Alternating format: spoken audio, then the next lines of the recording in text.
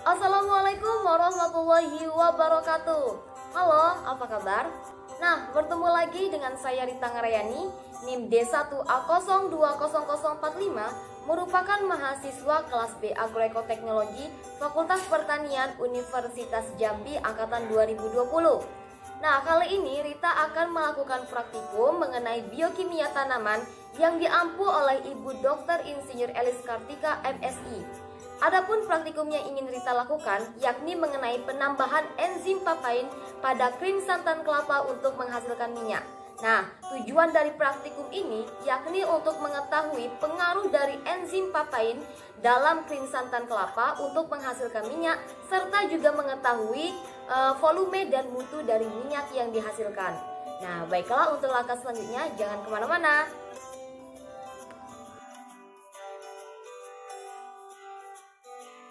Nah, untuk ke langkah yang pertama, kita harus mempersiapkan alat dan bahan terlebih dahulu. Nah, untuk bahan yang akan kita gunakan di sini yakni kita menggunakan kelapa yang sudah diparut yang akan kita olah nanti untuk diambil krimnya.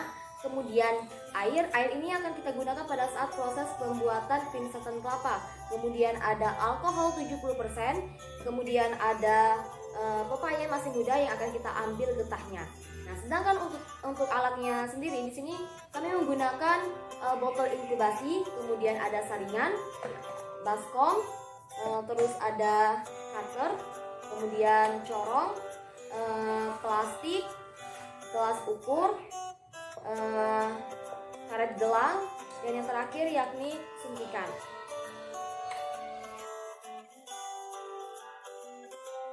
Baiklah, kita lanjut ke langkah pembuatan krim santan kelapa. Nah, kita masukkan air ke dalam baskom yang sudah berisi kelapa yang sudah diparut tadi.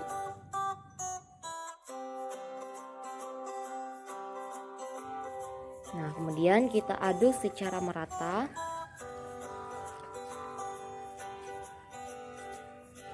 Nah, setelah merata, kita pisahkan ampas dari santan kelapanya.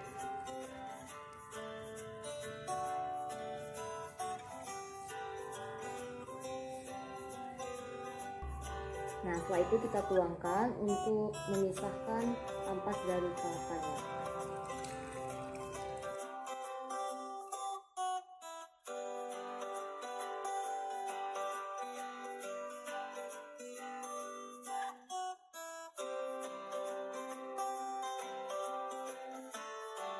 Nah, setelah kita dapatkan air santan kelapa ini, kita pindahkan ke dalam wadah.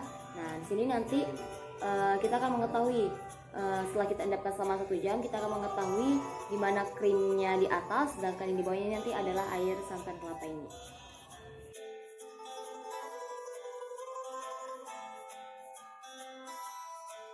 Nah, ini adalah air santan kelapa. Nanti ini kita akan endapkan selama 1 jam untuk kita ambil krim dari santan kelapa ini.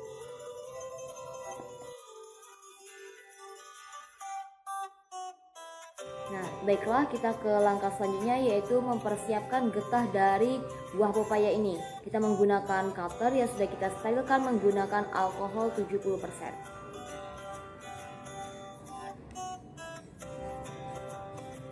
Dapat kita lihat bahwasanya getahnya menetes setelah kita potong sedikit menggunakan cutter.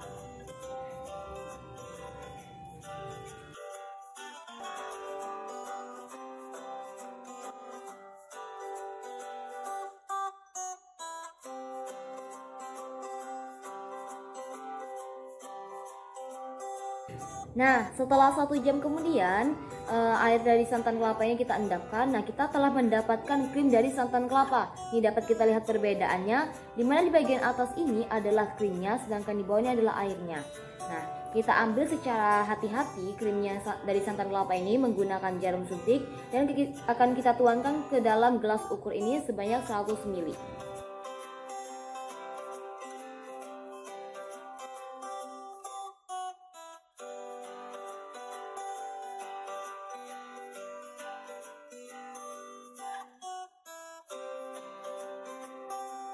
Nah, baiklah, untuk langkah selanjutnya, karena saya tadi sudah mendapatkan getah dari buah pepayanya tadi, Dan juga saya sudah mengukur 100 ml krim santannya. Jadi di sini ada 6 botol inkubasi yang sudah saya sterilkan menggunakan alkohol 70%. Nah, langkah selanjutnya yaitu kita memasukkan 100 ml ke dalam masing-masing botol ini.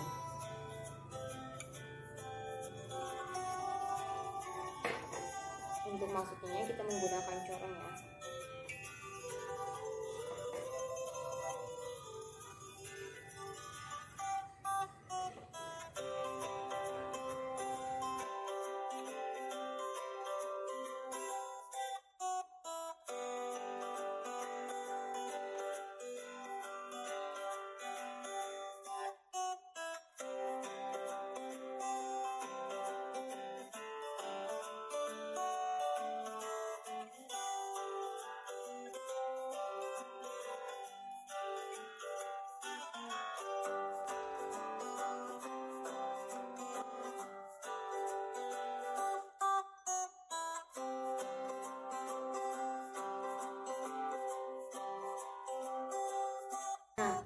Karena semua botolnya sudah Rita isi dengan krim santan 100 ml tiap-tiap botol, langkah selanjutnya yaitu kita berikan tiap-tiap botol ini getah dari buah pepaya tadi. Nah, untuk botol pertama itu tidak kita beri getah. Nah, untuk botol kedua kita beri getah 1 ml, untuk botol ketiga itu 2 ml, botol keempat itu 3 ml, botol kelima itu 4 ml, dan botol keenam itu 5 ml.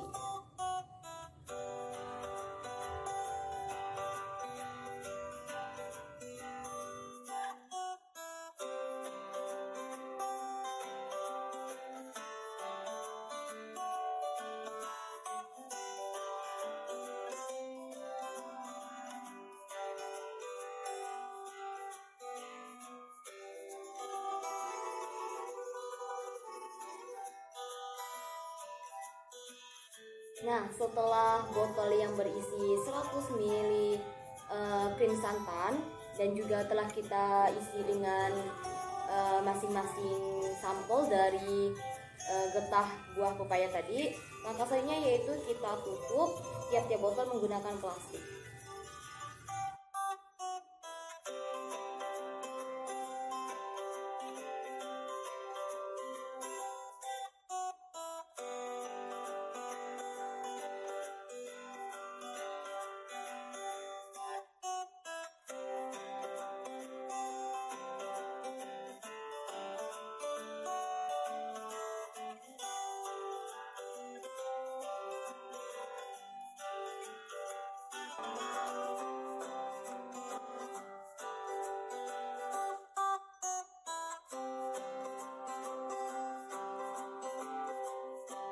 Nah, karena botol-botolnya sudah kita tutup menggunakan plastik dan juga telah kita beri sampel, di mana botol pertama itu tanpa menggunakan getah dari buah pepaya. Nah, untuk botol kedua itu menggunakan 1 ml dari getah buah pepaya, sedangkan botol ketiga itu 2 ml, botol keempat yaitu 3 ml, botol kelima yaitu 4 ml, dan botol keenam yaitu 5 ml. Selanjutnya kita simpan botol-botol tadi kepada tempat yang suhu kamar. Kemudian nanti di hari-hari berikutnya akan kita amati apa yang terjadi pada botol-botol ini.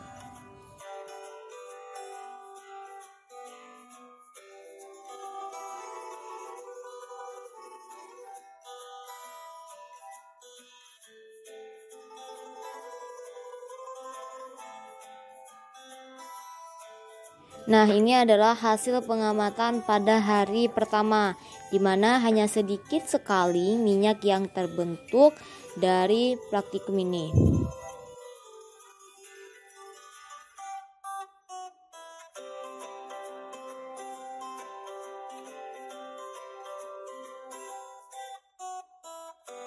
Pengamatan pada hari kedua, di mana belenda yang terbentuk itu sedikit pecah dan minyak yang dihasilkan lumayan banyak daripada hari yang pertama.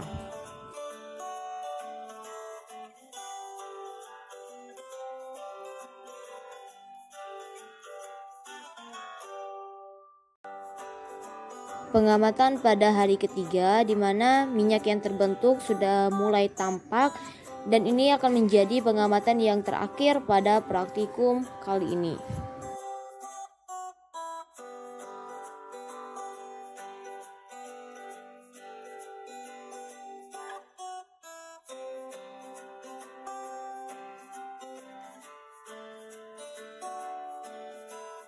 Nah, untuk langkah yang terakhir adalah uji organoleptik. Nah, di sini saya mengambil beberapa panelis untuk menguji kualitas dari masing-masing minyak yang dihasilkan. Nah, untuk panelis pertama di sini saya mengambil teman saya sendiri, yakni atas nama Dila, merupakan siswi dari SMK Negeri 2 Kota Jambi. Nah, di sini dapat kita lihat dari minyak yang dihasilkan. Ini untuk minyak tanpa penambahan getah. Ini dengan 1 mili getah, ini 2 mili getah, ini 3 mili getah, ini 4 mili getah, dan yang terakhir adalah 5 mili getah. Nah, bagaimana menurut Dila warna dari beberapa sampel minyak yang dihasilkan ini? Nah, menurut saya yang tanpa getah ini warnanya lebih bening. Nah, dari berbagai variasi yang dengan tambahan getah ini warnanya lebih buta. Oke, sedangkan tuh baunya sendiri itu bagaimana?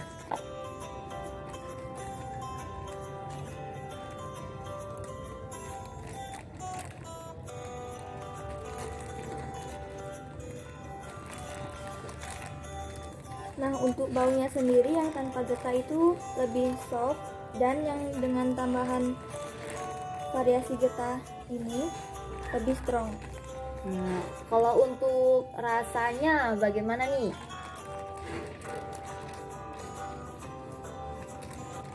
Nah, untuk yang tanpa getah ini rasanya lebih sedikit asam.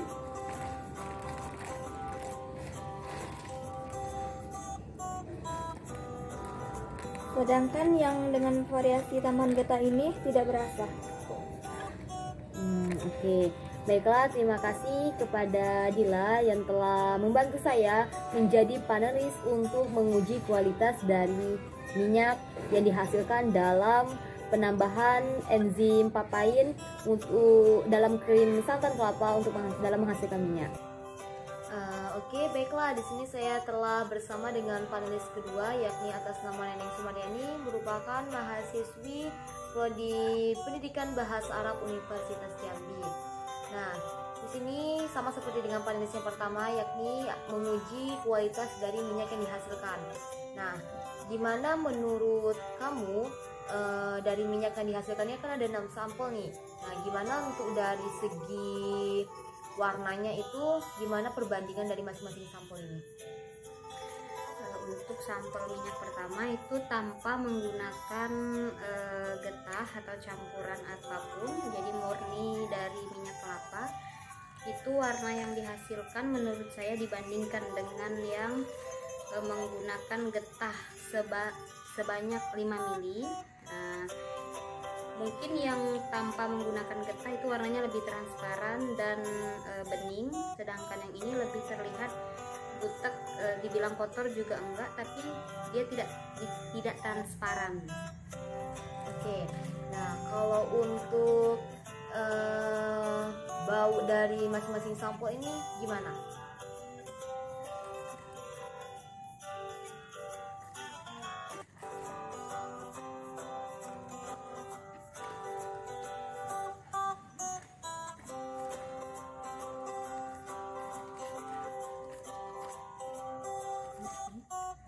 Kalau perbandingan dari segi bau pada sampel, kita ambil contoh antara yang tanpa menggunakan getah dengan yang paling banyak menggunakan getah. Kalau yang ini itu baunya lebih soft dan tidak menyengat, sedangkan yang menggunakan getah itu terasa menyengat sekali asam dari minyak tersebut dari segi bau ya tentu. Oke. Kalau untuk rasanya gimana nih?